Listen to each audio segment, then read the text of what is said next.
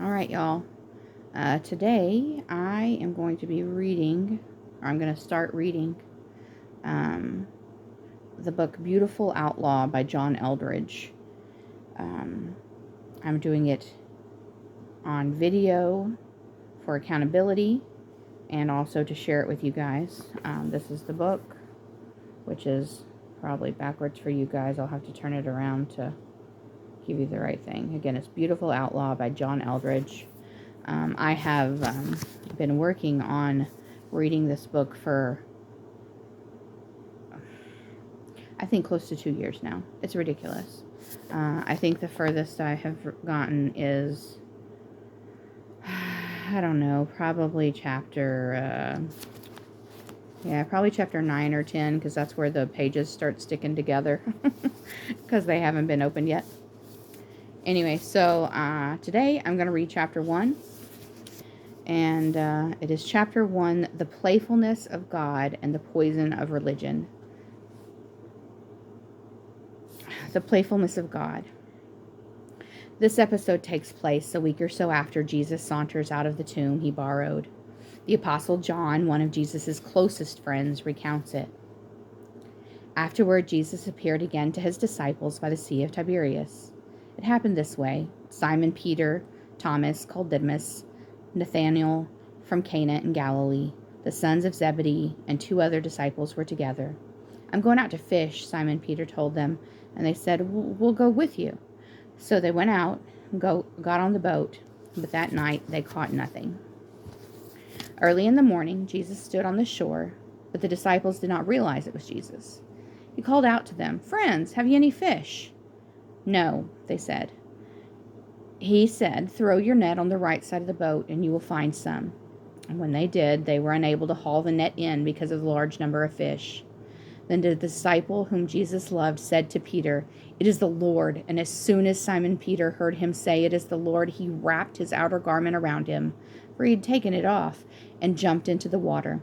The other disciples followed in the boat, towing the net full of fish, for they were not far from shore, about 100 yards. And when they landed, they saw a fire of burning coals. There were fish on it and some bread. And Jesus said to them, "Bring some of the fish you've just caught." Simon Peter climbed aboard, dragged the net ashore. It was full of large fish, 153. But even with so many, the net was not torn. And Jesus said to them, "Come and have breakfast." From John 21, verses 1 through 12. So many things are delicious about this story, it's hard to know where to dive in. First, the boys have gone fishing. Can you blame them? The events of the past 2 weeks have been, to say the least, overwhelming. The emotional high of the triumphal entry, palm branches waving, crowds shouting, "Hosanna!" It all crashed lower than anyone thought possible. Their beloved Jesus was tortured, executed, entombed, but then, fantastic beyond imagining, he appeared to them alive again, twice. Though at this moment they're not sure where he's gone off to, not really sure what to do next, and unable to endure one more agonizing waiting around the house. They do what any self-respecting angler who needs to get out and clear his head does. They go fishing. Apparently fishing naked or darn close to it. Notice that Peter needed to put his clothes back on. Notice how casually Jesus enters the scene. His best friends don't even know it's him. This is the resurrected Lord, mind you. Ruler of the heavens and the earth. Think Mount of Transfiguration. Jesus could have announced his risen presence on the beach with radiant glory. He knows there's nothing in the world that would help his mates more than to see him again. He certainly could have shouted in his commanding way, "It is I, the Lord, come thou unto me." He doesn't. He does the opposite. He hides himself a bit longer to let this play out. He simply stands on the shore, hands in his pockets like a tourist, and asks the question curious passersby always do of a fisherman. "Catch anything?" The nonchalance of the risen Christ here is absolutely intriguing. Whatever Jesus is up to, the moment is loaded for his next move. Now, Two more things are needed to set the stage properly. First, what would you guess Jesus' mood is in this particular morning? Surely he must be happy. The man has conquered death, ransomed mankind, been restored to his Father, his friends, and the world he made. Forever. He is the afterglow of the greatest triumph, of the greatest battle in the history of the cosmos. I'm going to venture that he is one mighty happy man, but not the fellas. Up all night. Nothing to show for it. Bleary, half dead at the oars while the boat rocks back and forth. Back and forth. They could use some cheering up. And last, how did these, his closest brothers, first encounter Jesus? It was here, along the shore of this lake, possibly this very spot. Knowing how fishermen tend to keep their boat near a favorite hole. That first compelling encounter also involved the fellas skunked after a night of fishing. It too began with a seemingly random instruction. Put out into deep water and let down the nets for a catch. When they had done so, they caught such a large number of fish that their nets began to break. So they signaled their partners in the other boat to come and help them, and they came and filled both boats so full that they began to sink. And so they pulled their boats up on shore, left everything, and followed him. From Luke 5:4, 6 through 7, and 11. So this has happened before. That miraculous catch. Nets bursting, boats swamping. It must have felt like ages ago, after all that has unfolded, or unraveled, depending on your point of view. But it was their story, the way they got pulled into this whole revolution. Most Christians can tell you in detail how they met Jesus, especially if it was a dramatic encounter. That payload was a story this inner circle no doubt talked about many times after, as guys will do, a fisherman will especially do. Sitting around their nightly fire, somebody brings it up with a smirk. Peter, the look on your face was priceless. And then imitating Peter's reaction, "Go away from me, Lord, I am a sinful man." And they all fall to cracking up about it again. Luke 5:8. My buddies and I used to take an annual fishing trip to the eastern Sierra Nevada. Though our catches might not have been miraculous, we did haul in a scandalous load of fish. And in classic man fashion, campfires, canned beans, no showers. Except one year, we brought a guy named Bill, who would take an hour every morning in camp to primp and preen and even put on cologne. We'd be in the car laying on the horn while Bill combed gel into his hair. And years after, we'd rib him for it. All anyone needed to start the story with, "Remember how Bill..." And somebody'd laugh, snort coffee through their nose, and the whole gang would be gasping for air again. And so the famous disciples here, 3 years later, they've pulled another all-nighter off that same beach. The boys are skunked again, and Jesus does it again. Try the other side. And again, the nets are bursting. It's how he lets them know it's him. This has all the wink of an inside joke. That rich treasure of friendship. The running gag between mates, where every time all you need to do is start the first line and everyone cracks up all over again. Try the other side. Another jackpot. Just like the good old days. Nothing more needs to be said. Peter is already in the water thrashing for shore. Do you see the playfulness of Jesus? His timing, the tension, his hiddenness, a tourist-like question, the same lame suggestion from somebody they think knows nothing about fishing. Then bang, the catch. And the boys are hooked again. This is a beautiful story, made so much richer because of the playfulness of Jesus. And by the way, that little detail John tosses in, that the catch was 153 fish. precisely, that too is a beautiful touch. The net contained not a boatload of fish, nor about 150, nor over a gross, but precisely 153.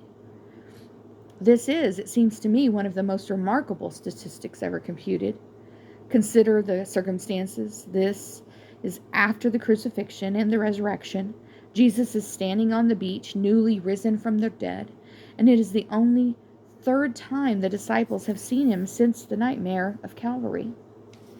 And yet we learn that in the net there were 153. How was this digit discovered? Mustn't it have happened thus?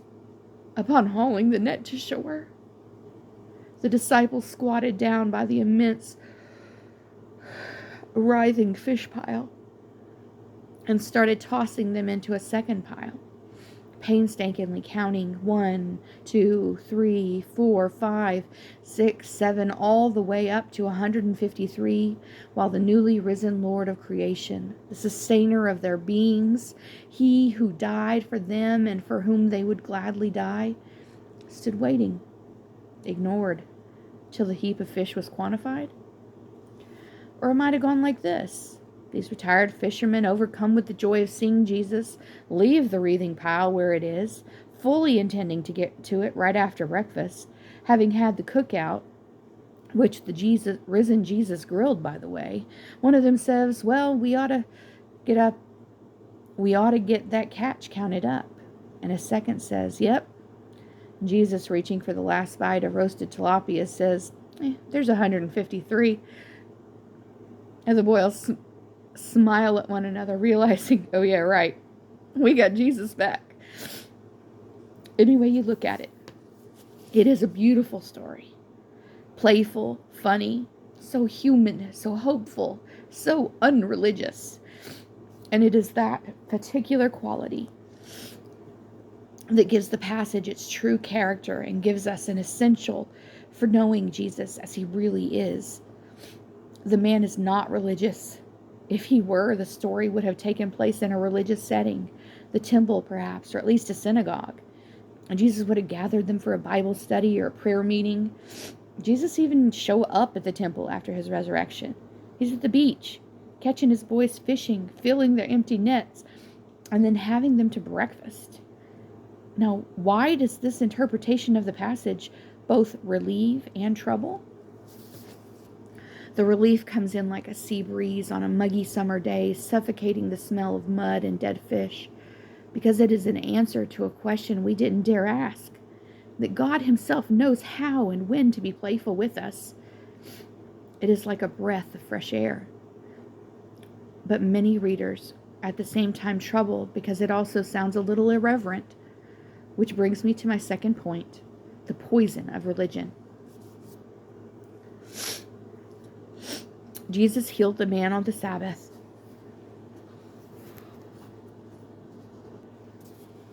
Jesus healed the man on a Sabbath. That pushed his enemies over the top. They decided to kill him. The account takes place early in the Gospel of Mark. Another time he went into the synagogue, and a man with a shriveled hand was there. Some of them were looking for a reason to accuse Jesus, and so they watched him closely to see if he would heal him on the Sabbath. Jesus said to the man with the shriveled hand, "Stand up in front of everyone." And then Jesus asked them, "Which is lawful on the Sabbath, to do good or to do evil, to save life or to kill?" But they remained silent. He looked around at them in anger and, deeply distressed at their stubborn hearts, said to the man, "Stretch out your hand." He stretched it out, and his hand was completely restored. Then the Pharisees went out and began to plot with the Herodians how they might kill Jesus. Chapter 3, verses 1 through 6 of Mark. Really? Because he healed a man on the Sabbath? What do we have here? After all the nonsense that is repeated about Jesus being a gentle peacemaker, reading the Gospels is really quite a shock. We discover a Jesus who is in fact frequently embroiled in conflict, most of which he provokes himself, like healing on the Sabbath. And every single one of these clashes is with very religious people. Not one hostile encounter involves a pagan. Not until the end, at least, when the Roman troopers get a hold of him. But he was handed over by the religious establishment. If you were reading the Gospels without bias or assumption, you would have no trouble whatsoever coming to believe that religion is the enemy or in the hands of the enemy. Jesus' opponents are all people we would consider to be highly invested in doing religion right. They certainly considered themselves to be so. You'll want to keep this in mind if you would know Jesus really. For to come to know Jesus intimately, as he is, as he wants to be known, is to release a redemptive landslide in your life. There will be no stopping the goodness. The first purpose of your existence will be resolved, and from there you are set to fulfill all of God's other purposes for you. Now, do you really think that the enemy of our souls, the archenemy of Jesus Christ, is simply going to let that happen? Satan is far too subtle to rely on persecution alone. His most masterful works are the works of deception. Ask Adam and Eve about this one when you see them. But the deceiver deceives by means of distortion, and his favorite tool is to present a distorted Christ. Not so blatant as a bad fish, but through the respectable channels of religion. Consider this one piece of evidence. Millions of people who have spent years attending church, and yet they don't know God. Their heads are filled with stuffing about Jesus, but they do not experience him, not as the boys did on that beach. There are millions more who love Jesus Christ, but experience him only occasionally, more often stumbling along short of the life he promised, like Lazarus still wrapped in his grave clothes. Could anything be more diabolical? If you sent someone you loved to school for a decade, yet they remained illiterate, how would you feel about the education? If you referred someone you loved to a doctor, yet despite years of treatment, they not only failed to recover from their cancer, but also contracted HIV, hepatitis, and gangrene, what would you have to conclude about the treatment?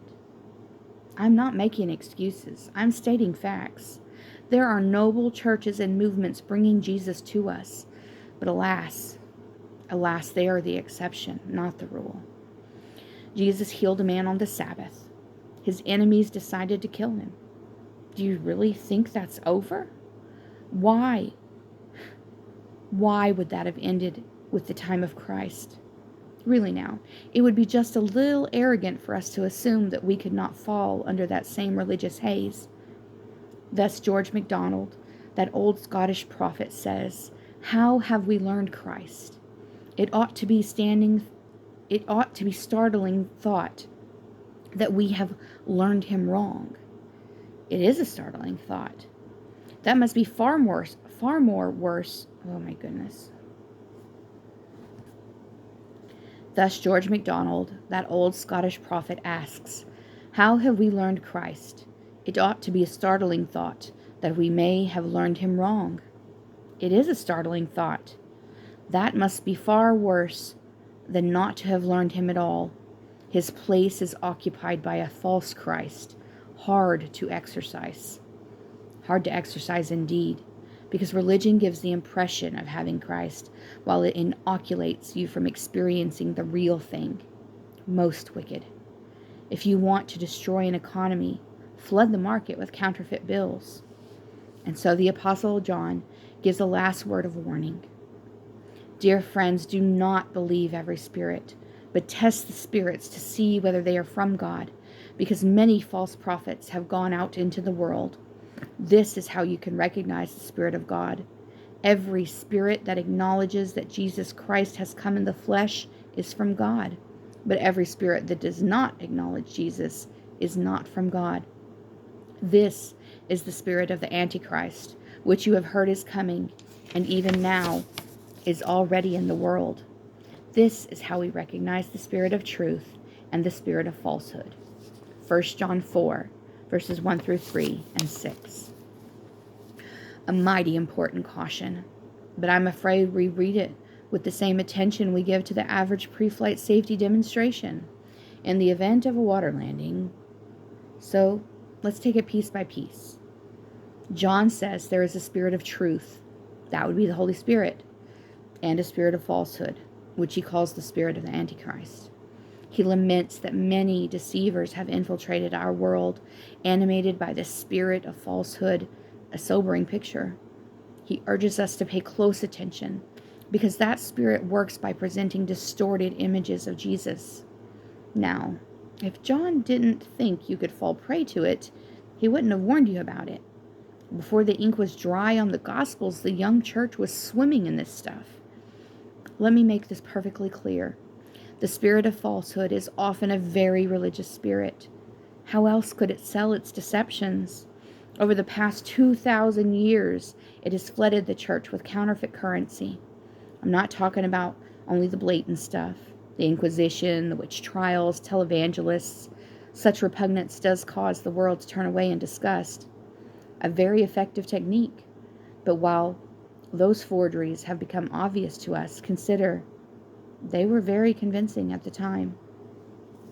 For the religious spirit is like the flu. It is constantly adapting to the environment.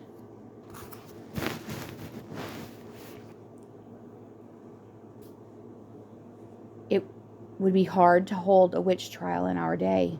So what might it be in our time? Last week, a friend heard his pastor say, "You can't know Jesus like you know your friends. He's altogether different from us." Blasphemy. You can know Jesus just as intimately as his first disciples did. Maybe more so. Jesus came to be known for heaven's sake, came to make God known to us. In the past, God spoke to our forefathers through the prophets at many times and in various ways, but in these last days, he has spoken to us by his Son. The Son is the radiance of God's glory and the exact representation of his being. Hebrews 1:1-3. Jesus came to reveal God to us. He is the defining word on God, on what the heart of God is truly like, on what God is up to in the world, and on what God is up to in your life. An intimate encounter with Jesus is the most transforming experience of human existence. To know him as he is to come home. To have his life, joy, love, and presence cannot be compared. A true knowledge of Jesus is our greatest need and our greatest happiness. To be mistaken about him is the saddest mistake of all. Now, he didn't go to the lengths of the incarnation to then hide from us for the next 2,000 years. There is a popular, let's get real and authentic teaching that hopes to help us with our struggles by making it all right that God is distant, that we must struggle on with only a few whispers from him. And while that is comforting, sort of, does it really bring people to a regular experience of Jesus? That's what Christianity is supposed to do. From the very first day we were there, taking it all in. We heard it with our own ears, saw it with our own eyes, verified it with our own hands. The word of life appeared right before our eyes. We saw it happen. And when we're telling you in most sober prose that what we witnessed was incredibly this, the infinite life of God himself took shape before us, we saw it, we heard it, and we're now telling you so you can experience it along with us. This experience of communion with the Father and his Son, Jesus Christ, from 1 John 1:1-3 in the Message. The records of Christ are written so you can experience him as they did. This intimate connection with the Father and the Son. John says that you can enjoy the same friendship with Jesus that he knew. For this Jesus came. So if you do not know Jesus as a person, know his remarkable personality, playful, cunning, fierce, impatient, with all that is religious, kind, creative, irreverent, funny. You've been cheated. If you do not experience Jesus intimately, daily, in these very ways, if you do not know the comfort of his actual presence, do not hear his voice speaking to you personally, you've been robbed. If you do not know the power of his indwelling life in you, shaping your personality, healing your brokenness, enabling you to live as he did. You have been plundered. This is why we pray. Jesus, show me who you really are. I pray for the true you. I want the real you. I ask you for you. Spirit of God, free me in every way to know Jesus as he really is. Open my eyes to see him. Deliver me from everything false about Jesus and bring me what is true.